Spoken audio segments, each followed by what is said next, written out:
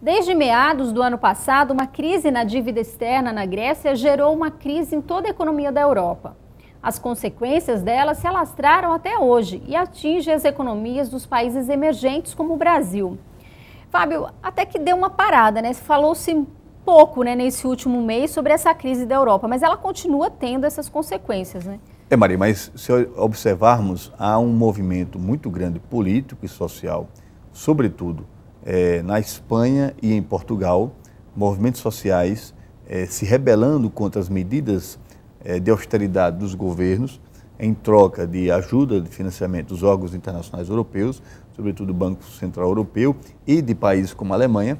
E a gente observa, por exemplo, no caso espanhol, isso é tão grave que isso tem alimentado novamente, né, os movimentos separatistas da Catalunha e do movimento basco, né? Ou seja, a gente observou recentemente pela mídia internacional a luta, as pessoas indo para a rua, né, novamente mobilizados por causa justamente desse caldeirão de mudanças que a crise vem trazendo do ponto de vista social para a Europa, sobretudo esses países que eu estou citando, Portugal e Espanha.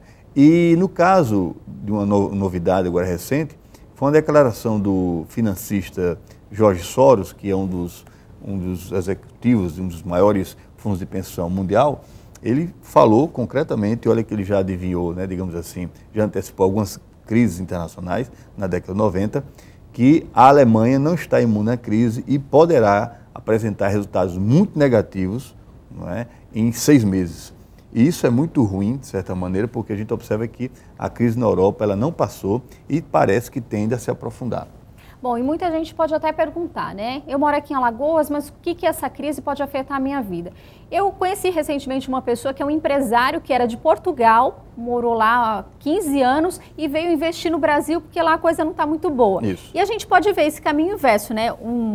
Se por um lado o turismo, ele perde um pouco, né, esse turista da Europa, mas também tem esse outro lado, né, que pode vir a atrair tem vários elementos, né? Ou seja, e todos esses movimentos econômicos e políticos têm o seu lado negativo e o seu lado positivo. Você falou de um lado positivo, que é a atração, já que o Brasil está crescendo razoavelmente, né, a expansão do consumo, de atrair novos investimentos para o país e para algumas regiões litorâneas do Brasil, como o Nordeste, né, sobretudo essas economias, Portugal e Espanha, que investem muito na área de turismo, sobretudo atividade hoteleira. Então o Nordeste tem a ganhar com isso. Por outro lado, também tem o seguinte, aqueles desempregados, né, dos países europeus, que não, sobretudo jovens, com perspectivas futuras, migram, né, em massa para o Brasil, né, é mão de obra qualificada, está, de certa maneira, ocupando espaço de jovens que não estão preparados, não estão qualificados no Brasil, entendeu? E, ao mesmo tempo, tomando emprego de brasileiros. Isso é um lado negativo. Por outro lado, para as empresas é positivo porque você tem mão de obra qualificada.